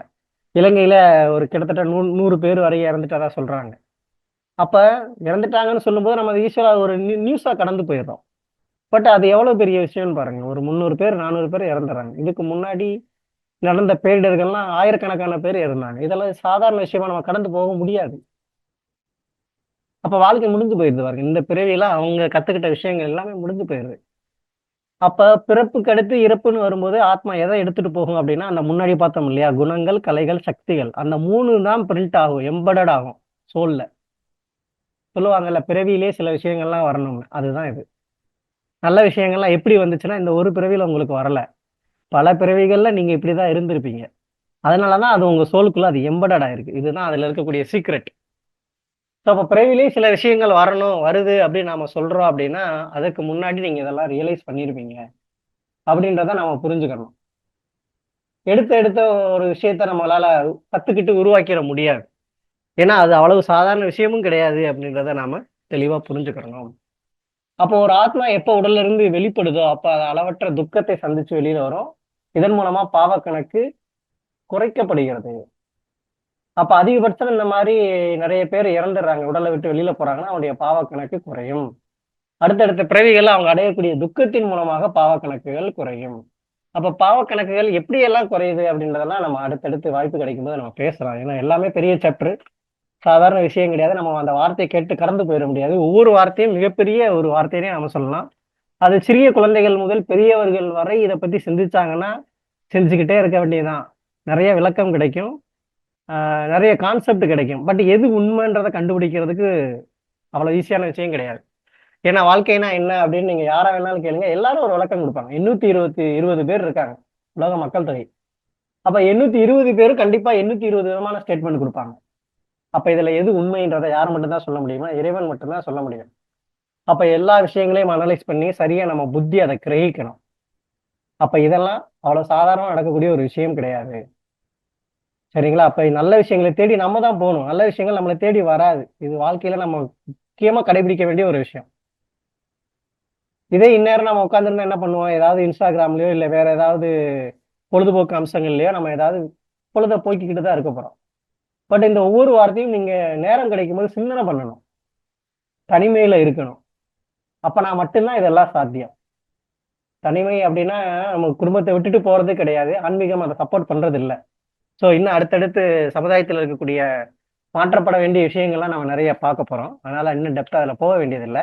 எப்பயெல்லாம் நமக்கு நேரம் கிடைக்குதோ அப்பெல்லாம் நம்ம தனிமையில அமர்ந்து சிந்தனையில ஈடுபடுத்தும் போது நிறைய விஷயங்கள் இந்த பிரபஞ்சத்தின் மூலமாக உங்களுக்கு புரிய வரும். அதுதான், நீங்க யாரையும் ஓடி போய் கேட்கணுன்ற அவசியம் இல்லை. தேடல் கண்டிப்பா வாழ்க்கையில இருக்கணும். பட் இந்த விஷயங்கள் எல்லாம் நீங்க அமைதியான மனநிலைக்கு போக போக உங்களுக்கு புரிய வரும். இறைவன் இந்த பிரபஞ்சத்தின் மூலமாக உங்களுக்கு புரிய வைப்பார். அதான் இன்டியூஷன் சொல்றோம். ஸோ அது அவ்வளவு சாதாரண விஷயம் கிடையாது. எந்த அளவுக்கு நம்ம இந்த குவாலிட்டியை நம்மளுக்குள்ள கொண்டு வர்றோமோ அந்த அளவுக்கு அது சாத்தியம். அப்ப இந்த குவாலிட்டியெல்லாம் கொண்டு வர்றது அவ்வளவு சாதாரண விஷயமே கிடையாதுன்றதை நம்ம புரிஞ்சுக்கணும். இன்னைக்கு ஒரு சின்ன ஹேபிட்டை நம்மளால மாற்ற முடிய மாட்டேது. அப்ப இந்த குணங்கள், சக்திகள், கலைகள்லாம் நம்ம கொண்டு வரணும்னா எவ்வளவு நாள் பிடிக்கும்னு பாருங்க. எல்லாமே எல்லாருக்குள்ளேயும் இருக்கும், ஆனா பெர்சன்டேஜ்ல வித்தியாசப்படும். இப்ப அன்புன்னு பாத்தீங்கன்னா நாம எல்லாரு மேலேயும் அன்பு செலுத்த தான் போறோம், ஆனா அது நபருக்கு நபர் வித்தியாசப்படும். சக்திகள்னு எடுத்துட்டீங்கன்னா எல்லா சக்திகளும் நம்மளுக்குள்ள இருக்கும், பெர்சன்டேஜ்ல வித்தியாசப்படும். பகுத்தறியக்கூடிய சக்தி ஒருத்தருக்கு அதிகமா இருக்கலாம், ஒருத்தருக்கு கம்மியா இருக்கலாம். பொறுமை சக்தி ஒருத்தருக்கு அதிகமா இருக்கலாம், ஒருத்தர் கம்மியா இருக்கலாம். பட் ஆன்மாவோட பேசிக் ஃபவுண்டேஷன் இதுதான், குணங்கள், கலைகள், சக்திகள். இதுல நாம 100% ஆயிட்டோம்னா முடிஞ்சு, வேலை முடிஞ்சு, பர்பஸ் முடிஞ்சு. சரி, இந்த குணங்கள், கலைகள், சக்திகள்லாம் நான் அடையணும்னா ரொம்ப கஷ்டம். இன்னைக்கு இருக்கக்கூடிய சூழ்நிலையில தவறான விஷயங்கள்லாம் சுத்தியும் நடக்குது. அப்ப இதெல்லாம் நான் தாண்டி நல்ல விஷயங்களை நான் இதெல்லாம் கத்துக்கிட்டா எனக்கு என்ன கிடைக்க போகுதுன்றதான் அடுத்த கொஸ்டின். அதுதான் சொர்க்கம். உலகம் மிகப்பெரிய மாற்றத்திற்கு பின்னாடி சொர்க்கமாக மாறப் போகின்றது. இதெல்லாம் சயின்ஸ்ல சொல்லாது, சொல்லவும் முடியாது. சயின்ஸ் இப்பதான் இன்னும் தூரத்துல இருக்கக்கூடிய கிரகத்தை இங்க இருந்து சேட்டலைட் அனுப்பிச்சு கண்டுபிடிச்சிட்டு இருக்காங்க. பட் இதுக்கு முன்னாடி புனித நூல்கள்லாம் எழுதிட்டாங்க, இறுதி நாள், இறுதி தீர்ப்பு, ஜட்ஜ்மெண்ட் டே அப்படின்னு வரும்ன்றதெல்லாம் கிறிஸ்டியானிட்டிலையும் நிறைய சொல்லப்படுது, முஸ்லீம் தர்மத்திலையும் நிறைய சொல்லப்படுது. இங்கேயும் யம தர்மனுடைய நாள், தர்மராஜாவுடைய நாள் அப்படின்னு சொல்லப்படுது. அந்த நாளை நம்ம நெருங்கிட்டோம் அப்படின்னே நம்ம சொல்லலாம். அது இன்னும் ஒரு குறுகிய காலகட்டத்திலே நடக்கும். அதிகபட்சம் 37ல இருந்து ஒரு 100 வருஷம்ன்ற கணக்கு சொல்றாங்க. கிட்டத்தட்ட 2037 தான் ஃபைனலைஸ் அப்படின்னு சொல்லப்படுது. 2037னா 2050க்கு மேல எல்லாம் இருக்குமான்ற ஒரு கேள்வி இருக்கு. பட் 2000ல உலகம் அழிய போறதா நிறைய விஷயங்கள்லாம் நம்ம சமூக ஊடகங்கள்ல நாம கேள்விப்பட்டிருப்போம். ஏன்னா அது ஒரு கால்குலேஷன்ல இருந்தது. கிறிஸ்து வாழ்ந்த காலகட்டங்களை கணக்கு பண்ணி இந்த உலகம் 2000 வருஷம் இருக்கும் அப்படின்னு எழுதப்பட்டிருந்தது. அதனுடைய கோட்பாட்டின்படி உலகம் 2000க்கு அப்புறம் இருக்காது அப்படின்ற ஒரு கான்செப்ட் ஓடிச்சு. அடுத்து மாயன் கேலண்டர்னு ஒன்று இருந்துச்சு. அதுல ஒரு பர்டிகுலர் இயருக்கு மேல இல்லை அப்படின்றதுனால உலகம் அதோட முடிய போகுதுன்னு இருந்துச்சு. பட் இல்லை, அதெல்லாம் தாண்டி நம்ம போய்கிட்டு இருக்கோம். இன்னும் ஒரு கால்குலேஷன் இருக்கு, 2037 அப்படின்ற ஒரு கான்செப்ட். அது அது என்ன கான்செப்ட்ன்றதெல்லாம் நீங்க பின்னாடி தெரிஞ்சுக்கலாம். அது இன்னும் நிறைய சிந்தனைகள் பண்ண பண்ண உங்களுக்கு புரிய வரும். ஸோ அந்த ஷார்ட் பீரியடுக்கு நம்ம வந்துட்டோம். ஏன்னா உலகம் மிகப்பெரிய வளர்ச்சி அடையுதுன்னா எதில் அடையுது? நெகட்டிவான விஷயங்கள்லாம் அடைஞ்சிட்டு இருக்கு. எந்த ஒரு பொருளா இருந்தாலும் ஆக்கம்னு ஒண்ணு இருந்தா அழிவுன்னு ஒண்ணு இருக்கு. அது உயிர் உள்ள பொருளா இருக்கலாம், உயிரற்ற பொருளாவும் இருக்கலாம். புதுசா ஒரு பொருள் வாங்குனீங்கன்னா, கண்டிப்பா அது ஒரு நாள் அதனுடைய பீரியட் ஆஃப் டைம்ன்றது முடியத்தான் போகுது. காலாவதியாகத்தான் போகுது. உயிரற்ற பொருள். அதே போல தான் உயிருள்ள மனிதனுக்கும். 120 வருஷம் இருக்கலாம் உடல். பட் 120 வருஷம்லாம் இன்னைக்கு யாரும் இருக்க முடியறது இல்ல. எப்ப என்ன சூழ்நிலை அமையுதுன்னு சொல்லவும் முடியல. இல்லைங்களா? அப்ப அதெல்லாம் நாம தாண்டி நல்ல குணங்கள நம்மளுக்குள்ள கொண்டு வரும்போது, இறைவன் நமக்கு கூடிய கிஃப்ட் தான் என்ன சொர்க்கம். அப்ப சொர்க்கம் எப்படிப்பட்டதா இருக்கும்? அங்க வாழ்க்கை நடைமுறை எப்படிப்பட்டதா இருக்கும்? எவ்வளவு பேர் வருவாங்க? என்ன மாதிரியான குவாலிட்டி ஆஃப் பீப்பிள்ஸ் இருப்பாங்க? அப்படின்றதெல்லாம் நம்ம இன்னும் புரிஞ்சுக்க ஆரம்பிச்சோம்னா அமேசிங்கா இருக்கும். அவ்வளவு பெரிய கிஃப்ட் இறைவன் நமக்கு குடுக்குறாரு. எதுக்கு? நம்ம இந்த சூழ்நிலையில கெட்ட விஷயத்தெல்லாம் எடுத்துக்காம, நல்ல விஷயத்தலாம் நம்ம எடுத்துக்கிறோம் இல்லையா? அதுக்குரிய பிரதிபலன் இறைவன் குடுக்குறாரு. சொல்றோம் இல்லையா? நல்லா படி, நல்ல இடத்துக்கு போயிருவேன்னு சொல்றோம் பசங்கள. அதே கான்செப்ட் தான். டீச்சிங் ஃபீல்டும், இறைவனுடைய காரியமும் அப்படியே ஒண்ணா இருக்கும். நாம எப்படி பசங்கள வந்து நல்லா படிடான்னு சொல்றோமோ, இறைவனும் நம்மள நல்லா குணங்கள வளர்த்துக்கோ அப்படின்னு சொல்றாரு. அவர் எந்த பதவியையோ, பொருளையோ, பணத்தையோ எதிர்பார்க்கல. இறைவன் எதிர்பார்க்கிறது என்ன? அதுதான் அடுத்த டாபிக்கு. அதாவது இறைவனுடைய விருப்பம் என்ன அப்படின்னு பார்த்தோம்னா, அவருடைய விருப்பம் நம்ம எல்லா குணங்களும் நிறைந்தவர்களாக மாற வேண்டும். கிட்டத்தட்ட சொல்லப்போனா, அவரைப் போல நாம மாறணும்ன்றது தான் அவருடைய விருப்பம்.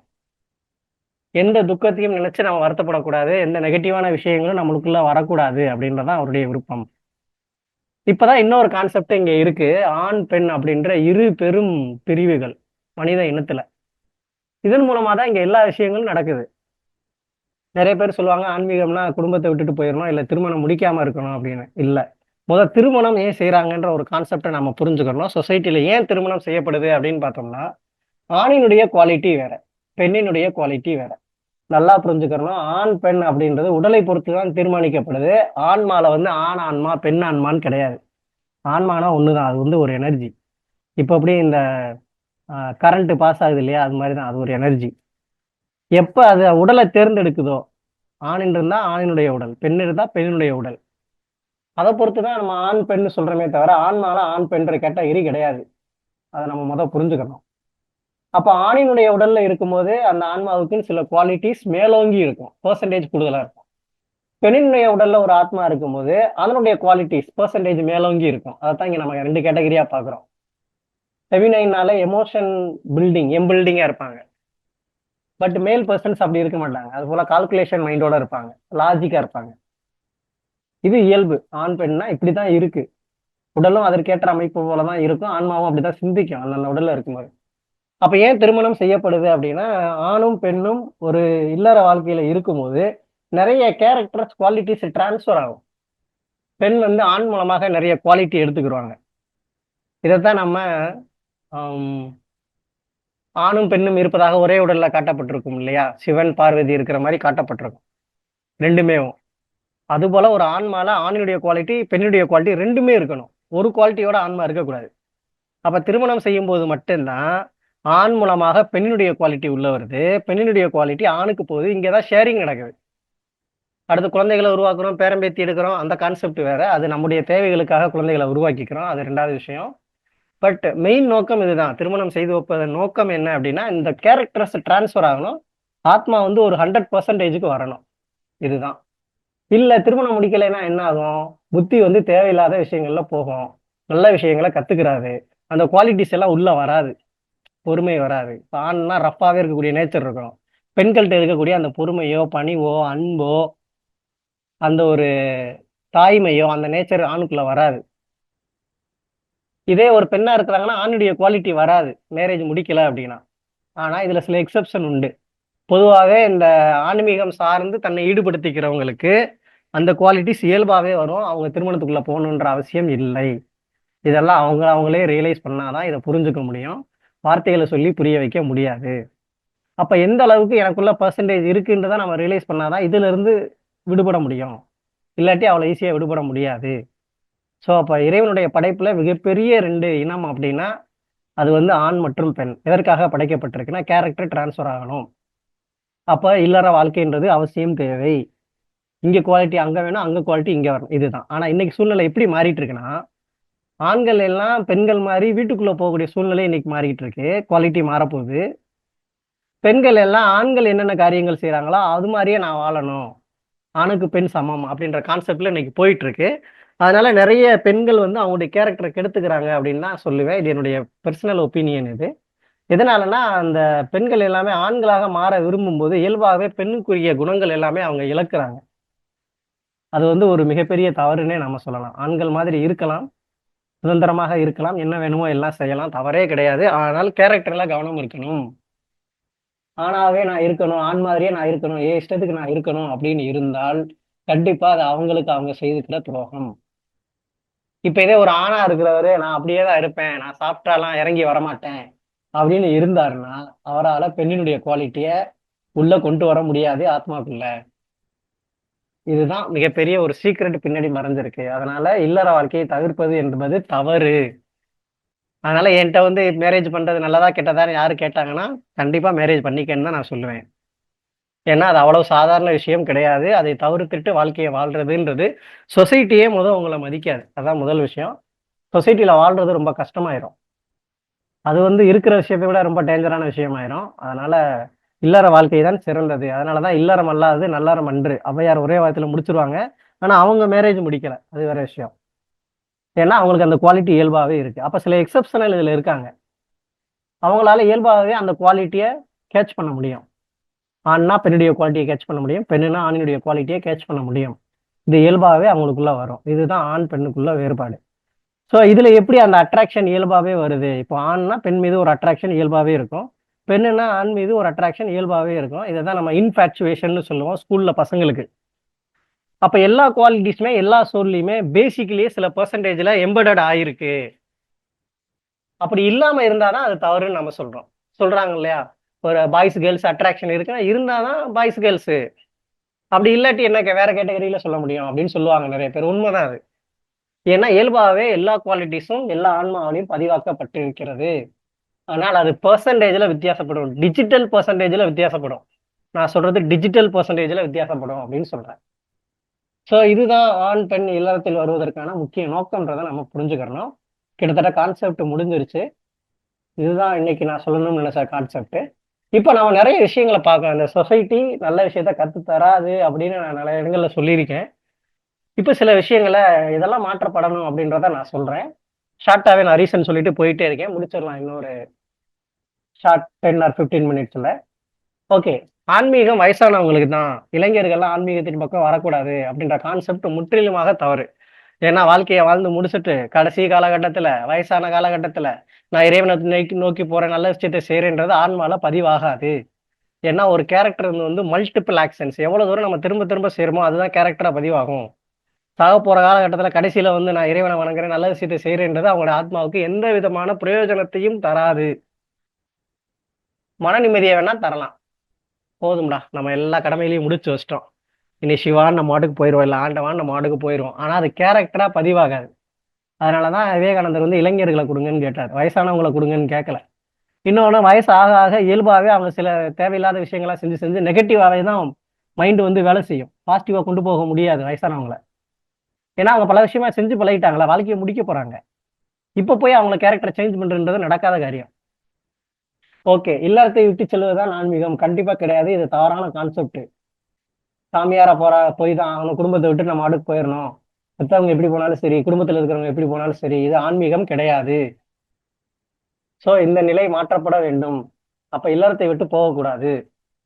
திருமணம் அவசியம் அப்படின்னு சொல்றாங்க. இல்ல, இதுல சில எக்ஸெப்ஷன் உண்டு. நான் ஆரம்பத்திலேயே சொல்லிட்டேன், திருமணம் அவசியம், கண்டிப்பா பண்ணிதான் ஆகணும். அதைத்தான் சொசைட்டியும் சொல்லுது. ஆனா இதுல சிலர் எக்ஸெப்ஷன் உண்டு. அவங்கள போய் நம்ம ஃபோர்ஸ் பண்ணக்கூடாது. ஏன்னா தவறான முடிவுக்கு போயிருவாங்க. இதுதான் இன்னைக்கு நடக்குது.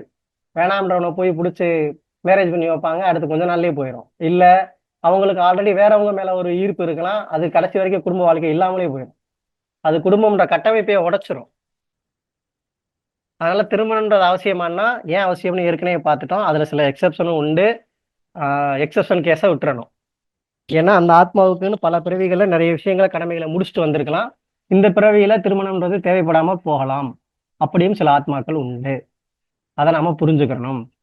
பணம் மட்டுமே குறிக்கோள் அப்படின்னு சொசைட்டி சொல்லி தருது. கண்டிப்பா கிடையாது.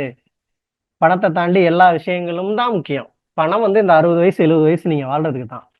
அதுக்கப்புறம் இது உங்க கூடயும் வரப்போறதுல தேவைப்பட போறதும் இல்லை. இல்லையா? அப்ப இப்ப வரையும் நம்ம கேள்விப்பட்ட நிறைய வார்த்தைகளை சொன்னீங்க. இறைவன், இயற்கை, ஆன்மா, உயிர், பிறப்பு, இறப்பு, சொர்க்கம், நரகம், பிறவி, இதெல்லாம் சிந்திங்க. இதெல்லாம் பெரிய விஷயம். பணம் மட்டுமே குறிக்கோள் கிடையாது. சொசைட்டி இந்த விஷயத்துல இருந்து மாற வேண்டும். அதுக்கடுத்து 5வதா இருக்கக்கூடிய விஷயம் என்ன? நான் வாழணும்னா என்ன வேணாலும் செய்யலாம் அப்படின்ற கான்செப்ட். அது கண்டிப்பா தவறு. கேரக்டர் மொத்தமா அழிச்சிரும். நம்முடைய நோக்கம் கேரக்டர் உருவாக்குறது தான். நம்மள நாமளே நம்ம கேரக்டர் அழிச்சுக்க கூடாது. அடுத்து உணவில் சிறந்தது சைவமா, அசைவமா? உங்களுக்கு எது உடம்புக்கு ஒத்து போதோ தாராளமா சாப்பிடலாம். அசைவம் தான் பெருசு, சைவம் தான் பெருசுன்ற போட்டி தேவையில்லை. உங்கள் உடலுக்கும் உங்களுடைய மனலுக்கும் எது பொருந்துதோ அந்த உணவை நீங்க எடுத்துக்கலாம். ஆனா டாக்டர் அதிகபட்சம் சொல்லக்கூடியது சைவம். ஏன்னா இயற்கை தாவரங்கள் மூலமா கிடைக்கக்கூடியது செரிமானம் ஈஸியா நடக்கும். உடம்பு வந்து அதனுடைய ஃபங்க்ஷனை இலகுவா செய்யும், ஈஸியா செய்யும். அசைவம்னா நிறைய எனர்ஜி உடம்புல ஸ்டோர் ஆகும். அந்த எனர்ஜியை வேஸ்ட் பண்ற அளவுக்கு, அதாவது யூஸ் பண்ற அளவுக்கு நம்ம வேலைகளை செய்யணும். அப்படிலாம் செய்யறது இல்லைன்னா அது தேவையில்லாத பிரச்சனையை உடல்ல உருவாக்கும். அதுதான் விஷயம். இன்னும் ஒண்ணு அன்னம் போல எண்ணம்னு சொல்லுவோம். எந்த அளவுக்கு நம்ம நல்ல உணவு எடுத்துக்கிறோமோ, அதாவது பிற ஜீவராசிகளை கொன்னு சாப்பிடாம உணவு எடுத்துக்கிறோமோ அது சிறந்தது. எண்ணங்கள் நல்லபடியா உருவாகும். அசைவம் எடுக்கிறவங்களுக்கு எண்ணங்கள் நல்ல விதமா உருவாகாது. கொஞ்சம் போராடித்தான் நல்ல விஷயங்களை அடைய வேண்டியது இருக்கும். புலால் மறுத்தல் அப்படின்ற டாபிக்ல திருவள்ளுவர் சொல்லியிருப்பாரு. அதை எடுத்து கொஞ்சம் பார்த்தீங்கன்னா நிறைய விஷயங்கள் உங்களுக்கு புரிய வரும். இந்த வாழ்க்கை உயிர் இருக்கிற வரைக்கும் தான். உயிர் போயிடுச்சுன்னா முடிஞ்சிருச்சு அப்படின்னு நிறைய பேர் நினைக்கிறாங்க. அதனாலதான் நம்ம என்ன வேணாலும் செய்யலாம் அப்படின்ற ஒரு கான்செப்ட் போறாங்க. அது முற்றிலுமா தவறு. ஒரு உடல்ல இருந்து ஆத்மா வெளியில போயிருச்சு அப்படின்னா அது எந்த ஸ்டேஜ்ல வெளியில போகுதோ அதை பொறுத்து தான் அடுத்த பிறவி அமையும். இப்ப எப்படி நீங்க மெசேஜ் அனுப்ப போறீங்க, 10 நம்பர் 9 நம்பர் போட்டீங்க. 10வது நம்பர் போட்டதுக்கு அப்புறம் தான் இந்த போனுக்கு இந்த மெசேஜ் எந்த டைரக்ஷன்ல போகணும்னு தெரியும். அது போலதான் உடல்ல இருந்து உயிர் பிரிஞ்சதுக்கு அப்புறம் தான் அடுத்த பிறவிக்கு அது எங்க போகும்னு தெரியும். முன்னாடியே தெரியாது. அப்ப இங்க பர்பஸ் இல்லாம எந்த விஷயமும் நடக்கல அப்படின்றத நம்ம புரியணும். சரி, இந்த உலகத்துல யாருமே நமக்கு உதவி செய்ய மாட்டாங்க. தவறான கான்செப்ட். இறைவன் இருக்கிறாரு, இயற்கை இருக்கு. உங்களோட ஃப்ரீக்குவன்சியோட ஒத்து போற ஆத்மாக்கள் இந்த சமுதாயத்துல இருக்கிறாங்க. 33 கோடி பேர் இருக்காங்க. இன்னும் நான் தெளிவா சொல்றேன். 820 கோடியில 33 கோடி பேர் நல்லவர்கள் இருக்காங்க. முடிஞ்சா அந்த 33 கோடி பேரை கண்டுபிடிச்சு பாருங்க. It is my challenge. ஆனா 33 கோடி பேர் நல்லவங்க இந்த உலகத்துல இருக்கிறாங்க. ஏதோ ஒரு ரூபத்துல வேற வேற வாழ்க்கை முறையில அவங்க இருப்பாங்க. உலக மக்கள் தொகையில போட்டு பாத்தீங்கன்னா ஒரு 4% தான் குட் குவாலிட்டி பீப்புள்ஸ். இப்ப எப்படி நீங்க கிளாஸுக்கு போறீங்க, 30 பேர்ல எத்தனை பேர் நல்ல ஸ்டூடெண்ட் இருக்கான்னு எண்ணி பாருங்க. 2 பேர் 3 பேர் தான் இருப்பான். அதுவும் கூட இன்னைக்கு சூழ்நிலையில அவன் மத்தவனை பார்த்து மாறிடும். அது மாதிரிதான் இந்த உலகத்துல 820 கோடியில ஒரு 4%, 33. அதனாலதான் 30 முக்கோடி தேவர்களே அப்படின்னு நம்ம சொல்றோம். அந்த இது எதுக்காக சொல்றாங்கன்னு நமக்கு தெரிஞ்சிருக்காது. ரீசன் இதுதான். இறைவன் உருவாக்குனதுல இந்த 33 கோடி பேர் அது யாரா வேணாலும் இருக்கலாம். சூழ்நிலைகள் அவங்கள மாத்தலாம், நல்லவர்களா மாத்தலாம். ஆனா இவ்வளவு பெர்சன்டேஜ் பீப்புள் இருக்காங்க. அவங்க எல்லாம் கெட்டது செய்ய மாட்டாங்க, நல்லதா செய்வாங்க. அவங்கள நீங்க பாக்குறது ரொம்ப ரொம்ப ரேரு. அவங்க நார்மல் லைஃப் ஸ்டைலுக்குள்ளேயே இருக்க மாட்டாங்க. அதுதான் இங்க விஷயம். அதனால யாரும் உதவ மாட்டாங்கன்னு இல்ல, எல்லாருமே உதவுறதுக்கு தயாரா இருப்பாங்க. அப்படி யாரும் உதவலைன்னா இறைவன் அவங்களுக்கு புரிய வச்சு உங்களுக்கு உதவ வைப்பாரு. இதுதான் அவரோட கான்செப்ட். யாரு நீங்க உங்களுக்கு உதவ மாட்டாங்கன்னு சொல்றீங்களோ அவங்களுக்கு இன்டியூஷன் கொடுத்து அவங்கள உங்களுக்கு உதவ வைப்பாரு. இதெல்லாம் அமேசிங்கான விஷயம். இறைவனுடைய செயல்பாடுகள் தனியா நம்ம பேச ஆரம்பிச்சோம்னா பேசிக்கிட்டே போலாம். கடவுள் தான் கஷ்டம் தர்றாரு. தவறான கான்செப்ட். கடவுள் கஷ்டம் தருவதற்காக இல்லை. அது அவருடைய வேலை இல்லை. நம்முடைய கர்மா தான் அதை தீர்மானிக்குதுன்றதை புரிஞ்சுக்கணும். ரைட். கெட்டவர்கள் தான் நன்றாக இருக்கிறார்கள். கண்டிப்பா அவங்க தான் நல்லா இருப்பாங்க இந்த 60 வயசு வரைக்கும். அதுக்கப்புறம் அவங்களுடைய கதி அதோ கதிதான். ஏன்னா அவங்க தேவையில்லாத குணங்களை பூரா இம்பில்டு பண்ணிக்கிறாங்க. அடுத்த பிறவியில நல்ல பிறவியா கிடைக்காது. அப்படியே இருந்தாலும் இந்த அவங்களுடைய சோல் எங்க வரும்னா மறுபடியும் இதே காலச்சக்கரம் நகண்டு இந்த யுகம் வரும்போது, நரகத்திற்கு சமமான யுகம் வரும்போது தான் பிறவி எடுப்பாங்க. சொர்க்கத்துக்குள்ள அவங்க நுழைய கூட முடியாது.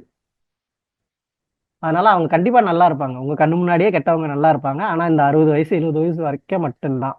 அதுக்கப்புறம் அது அவங்களுக்கு எதுக்கு யூஸ் ஆகாது அப்படின்றத நம்ம புரிஞ்சுக்கணும். சரி, அடுத்து பார்க்கலாம். பெண்கள் வந்து ஆண்களை விட உயர்ந்தவர்கள். யாரும் இங்க உயர்ந்தவர்கள் கிடையாது, யாரும் தாழ்ந்தவர்கள் கிடையாது. இறைவன் முன்னாடி அனைவரும் சமம். அதை நாம புரிஞ்சுக்கணும். நல்லவர்களுக்கு மட்டும்தான் அதிக கஷ்டம் வரும். கண்டிப்பா வரும். ஏன்னா அப்பனாதான் நீங்க இறைவனை நினைப்பீங்க, நல்ல விஷயத்த செய்வீங்க. நல்ல விஷயத்தோட நீங்க இருக்கீங்களா அப்படின்னு இந்த பிரபஞ்சம் உங்களை ஆட்டி பார்க்கும். அப்ப நீங்க கெட்ட விஷயத்து பக்கம் போயிட்டீங்கன்னா இந்த உலகத்தோட மற்றவங்க போல வாழ ஆரம்பிச்சிடுறீங்க. எப்ப நல்ல விஷயங்களை செய்றீங்களோ அப்பதான் இறைவனுடைய பார்வை உங்க மேல திரும்பும். உங்க கிளாஸ்ல எந்த ஸ்டூடெண்ட் நீங்க சொல்றதெல்லாம் கேட்டு நல்லா இருக்கிறாரோ உங்களுடைய கவனம் பூரா அந்த ஸ்டூடெண்ட் மேலதான் இருக்கும். இவனை எப்படியாவது இன்னும் மேல கொண்டு வரணும்னு உங்களுக்கு தோணும். நீங்க சொல்றது பூரா கவனிக்கிறது இல்ல, உங்களை பூரா தப்பு தப்பா பேசுறான், தேவையில்லாத டிஸ்டர்பன்ஸ் பண்றான், கண்டிப்பா உங்களுக்கு அவன் மேல நல்ல எண்ணங்கள் வராது. இதை நம்ம இயல்பாவே பிராக்டிக்கலா பார்க்குறோம். அதே போல தான் இறைவனும். கெட்ட விஷயங்கள் செய்ய செய்ய செய்ய இறைவன் மீது இருக்கக்கூடிய இறைவன் அந்த ஆத்மாவை பார்க்கக்கூடிய பார்வை குறையும். கண்டிப்பா அவங்களுக்கு சப்போர்ட் பண்ணுவாரு நம்ம. அவங்கள அப்படியே விட்டுருவாரு அப்படின்லாம் சொல்ல முடியாது. ஏன்னா இறைவனை பொறுத்தவரைக்கும் எல்லாருமே அவருடைய குழந்தைகள் தான். இப்ப எப்படி உங்களுடைய ஃபேமிலியில இருக்கக்கூடிய குழந்தைங்க ஒரு குழந்தை கேட்குது, ஒரு குழந்தை கேட்க மாட்டேதுன்னா, அத நம்ம விட்டுற போறதில்ல. ஏன்னா அதுவும் உங்க குழந்தை தானே. பெர்சன்டேஜ் தான் இங்க வித்தியாசப்படுது. திரும்ப திரும்ப நான் அந்த வார்த்தையை பயன்படுத்துறேன். பெர்சன்டேஜ் வித்தியாசப்படுது. அது குணம், கலைகள், சக்திகளா இருக்கலாம். மனிதனுடைய செயல்பாடுகளா இருக்கலாம். ரைட். வாழ்க்கை மிகவும் கூறியது. நம்ம இஷ்டம் போல வாழலாம். இதை ஏற்கனவே நம்ம பேசிட்டோம்.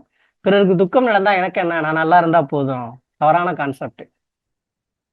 இல்லையா? இது நம்ம அதிக விளக்க வேண்டிய அவசியம் இல்ல. எனக்கு தான் இப்படி கஷ்டம் வருது, மற்றவருக்கு இல்லை. ஆமா, உண்மை. நீங்க நல்லவர்களா இருந்தால் கஷ்டத்தை சந்திச்சு தான் ஆகணும். ஏன்னா உங்களுக்கு சொகுசு வந்துருச்சு, நல்ல விஷயங்கள்லாம் கிடைச்சிருச்சுன்னா, நீங்க இறைவன் பக்கம் திரும்ப மாட்டீங்க. அதனால அந்த மாரி உங்களுடைய மனநிலையுமே இருக்காது. மத்தவங்க மாரி ரொம்ப தைரியமாவோ, நான் வந்து இப்படி இருக்கணும், அப்படி இருக்கணும், ஆடம்பரமா இருக்கணும், நான் பெரிய ஆளு அப்படின்னு வார்த்தை உங்க வாயில இருந்தே வராது. ஏன்னா, நீங்க எல்லாமே அந்த 33 கோடிக்குள்ள வரக்கூடிய ஆட்கள். அப்ப இயல்பாவே உங்களுடைய ஆன்மால பேஸ்மென்ட் நல்ல விஷயங்களா உருவாயிருக்கும். அதனால இந்த தேவையில்லாத விஷயங்களுக்குள்ள நீங்க நினைச்சா கூட உங்களால போக முடியாது. சுத்தி தவறான விஷயங்கள் நடந்தாலும் நீங்க தவறு செய்ய மாட்டீங்க. ஏன்னா, உங்களுடைய பேஸ்மெண்ட் அப்படி உருவாக்கப்பட்டிருக்கு. இத நீங்க இந்த பிறவியில உருவாக்கல, ஒவ்வொரு பிறவியிலயும் உருவாக்கி வச்சிருக்கீங்க. இதுதான் உங்களுடைய கிஃப்ட். அப்ப ஏன் கஷ்டம் வருதுன்னு நம்ம புரிஞ்சுக்கிறணும். நம்ம சிந்திப்பதற்கு தான் அந்த கஷ்டம் வருது. அது நம்மள மேல பூஸ்ட் பண்ணி எடுத்துட்டு போகும். இறைவன், இயற்கை இருக்கு. அது கண்டிப்பா நம்மள மேல உயர்த்தி கொண்டு போகும்ன்றத புரிஞ்சுக்கிறணும். அதனால கஷ்டம் மற்றவர்களை விட நல்லவர்களுக்கு அதிகமாகவே வரும். என்றதுல மாற்று கருத்தே இல்லை. ரைட். உலகிற்கு அழிவு என்பதே இல்லை. இல்ல. உயிரற்ற பொருள், உயிருள்ள பொருள் எல்லாத்துக்குமே அழிவு உண்டு. சரி, இப்பிறவியில் தவறு செய்தால் அடுத்த பிறவியில் புழு பூச்சியாக பிறப்பார்கள். இல்ல. மனித ஆத்மா மனிதனாக தான் பிறவி எடுக்க முடியும். வேற எந்த ஜீவராசியாகவும் பிறவி எடுக்கவே முடியாது.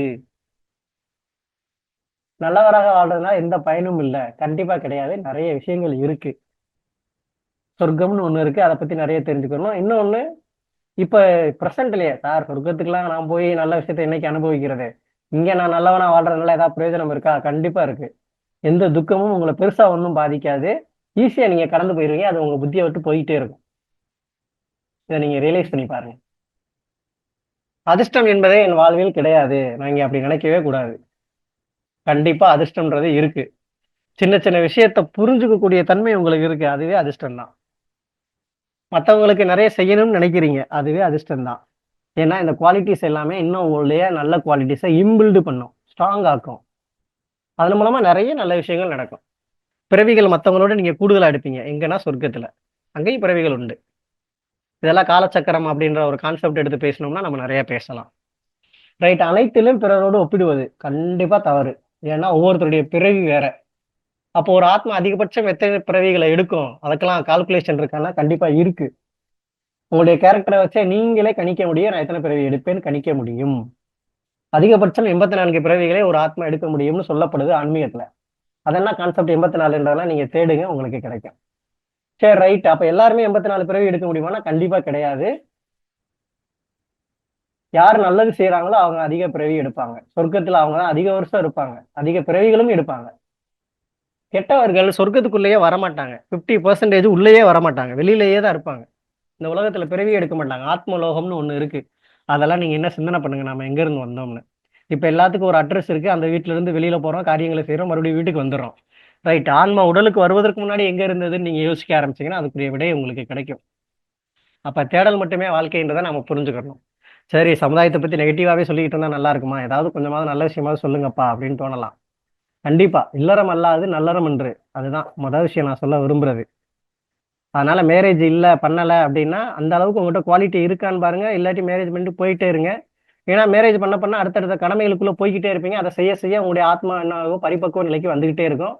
கிட்டத்தட்ட கடமைகள் எல்லாம் முடிக்கிறப்ப நீங்க எங்க வந்துருவீங்க? 70, 80 வயசுக்கு வந்துருவீங்க. அவ்வளவுதான், வாழ்க்கைய முடிச்சுட்டு போயிட்டே இருக்க வேண்டியது தான். இல்ல திருமணம்லாம் ஆகல, எனக்கு நெறைய நேரம் கிடைக்குது, ஃப்ரீடம் கிடைக்குதுன்னா, உங்களுடைய புத்தி தேவையில்லாத விஷயத்துல போகும். கெட்ட விஷயத்துல போகும். கெட்ட விஷயம் பதிவாகும். அது உங்களுக்கு நல்லது அல்ல. அதனுடைய அர்த்தத்துல தான் சொல்லப்பட்டது இல்லறம் அல்லாது நல்லறம் அன்று. உழைப்பின்றி உயர்வில்லை. நான் சொல்ல வேண்டிய அவசியம் இல்ல. நல்லவனுக்கு புல்லும் ஆயுதம். இந்த அளவுக்கு திறமையா வாழ்ந்தாதான் இந்த உலகத்துல நம்ம சமாளிக்க முடியும் அப்படின்னு சொல்லப்படுது. பணம் பத்தும் செய்யும். உண்மை. பணம் வேணும். அருளிலாருக்கு அவிலகம் இல்லை. பொருளிலாருக்கு இவ்வுலகம் இல்லை. உலகத்துல நீங்க மகிழ்ச்சியா வாழணும்னா பணம் வேணும். அப்ப பணம் சம்பாதிக்கிறதுக்கு என்னென்ன வழிமுறைகள் இருக்கு? ஒரு வழியில வருமானம் வந்தா பத்தாது, யோசிங்க. அட்லீஸ்ட் ஒரு 3 வழியிலயாவது வருமானம் வரணும். அந்த மாதிரி பிளான் பண்ணுங்க. இல்ல எனக்கு ஆல்ரெடி வெல்த்தி தான், ஒன்றும் பிரச்சனை இல்லை, பரம்பரை சொத்து இருக்கு, இல்ல என் குடும்பத்துல எல்லாரும் பிள்ளைங்க பசங்க எல்லாம் வேலை பார்க்குறாங்க, சம்பாதிக்கிறாங்க, பணம் என்கிட்ட நிறைய இருக்குன்னா விட்டுருங்க, பிரச்சனை இல்லை. அப்படி இல்லை அப்படின்னா தயவு செய்து 2, 3 வழிகள்லையாவது பணம் வருவதற்குரிய ஏற்பாடுகளை செய்யுங்கள். அது குறித்து சிந்தியுங்கள், உங்களுக்கு கிடைக்கும், அது நடக்கும். இந்த பண கஷ்டத்துல இருந்து வெளியில வந்துருங்க. ஹெல்த் குறையுதா, அதையும் கொஞ்சம் சரி பண்ணி வெளியில வந்துருங்க. இல்லாட்டி இது எதுவுமே உங்களை லிஃப்ட் பண்ண விடாது. அதான் நீங்க புரிஞ்சுக்கணும். செஷன் டைம் முடியறதுக்கு 10 நிமிஷம் தான் இருக்கு. 5 மினிட்ஸ்ல நான் முடிச்சிடுறேன். அப்ப எல்லாத்துக்கும் ஒரு நேரம் வரணும், அவசரப்படாதன்னு உலகம் சொல்லுது. உண்மைதான் அது. உனக்கு என்ன எப்பவும் ஜாலியா இருக்க, நல்ல விஷயம் தான் அது. யார் எப்போ சொன்னா உனக்கு என்னப்பா ஜாலியா இருக்க, ஏத்துக்கங்க, அக்செப்ட் பண்ணிக்கங்க. ஏன்னா அது நல்லது. நம்ம உடனே என்ன சொல்ற, எனக்கு எவ்வளவு கஷ்டம் இருக்குன்னு தெரியுமா அப்படின்னு நம்ம சொல்லுவோம். அப்படியெல்லாம் இல்லை. ஆமா உண்மைதான், ஜாலியா இருக்கேன், இருந்துட்டு போறேன், அதுக்கு தானே வந்திருக்கோம், வேற எதுக்கு வந்திருக்கோம், உட்காந்து அழுகிறதுக்காக வந்திருக்கோம். அதை நம்ம சிந்தனை பண்ணணும். எல்லாமே சிந்திப்பதற்குரிய விஷயங்கள் தான்.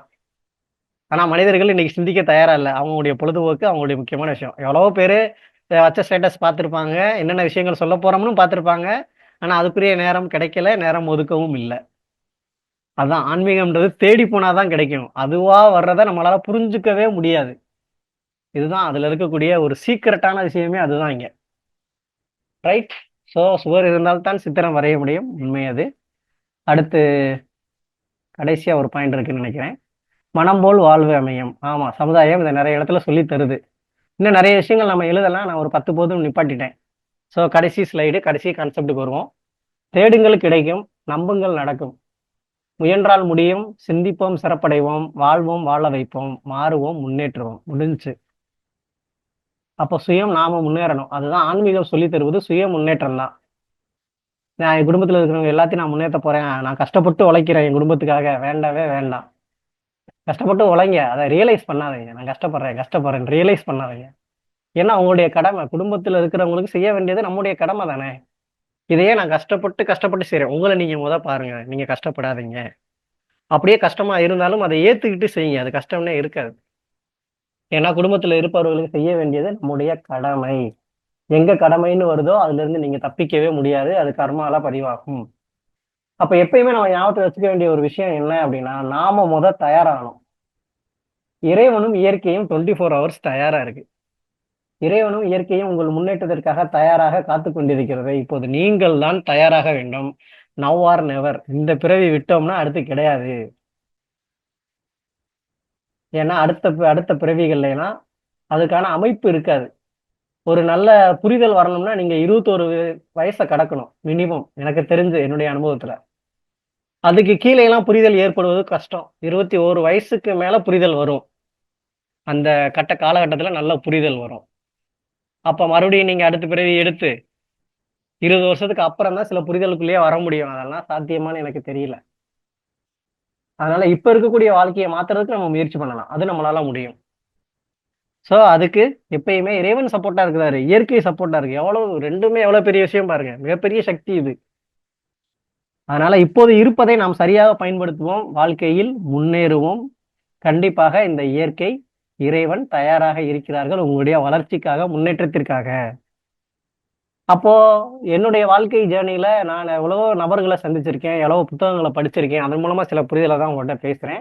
இன்னும் ஒவ்வொரு டாபிக்லயும் நம்ம 1 மணி நேரம் பேசுறதுனாலும் பேசலாம், ஏன்னா ஒவ்வொரு டாபிக்கும் அவ்வளவு பெரிய விஷயம். சரி, இது எல்லாமே நான் அந்த பிரம்மா குமாரிகள் அப்படின்ற ஒரு அமைப்புல இருந்து தான் கத்துக்கிட்டேன்னா கண்டிப்பா இல்லை. அதை நீங்க புரிஞ்சுக்கணும். இங்க சில விஷயங்களை சொல்லி தருவாங்க, யார் சொல்லி கொடுத்தாலும் நமக்கு புரியணுமே, நம்ம மனசு ஏத்துக்கணுமே, ரியலைஸ் பண்ணணுமே, அதுதான் விஷயம் இங்க. அதனால இது ஒரு ஆர்கனைசேஷன் நல்லா இருக்கு அப்படின்னு நான் சொல்லுவேன்.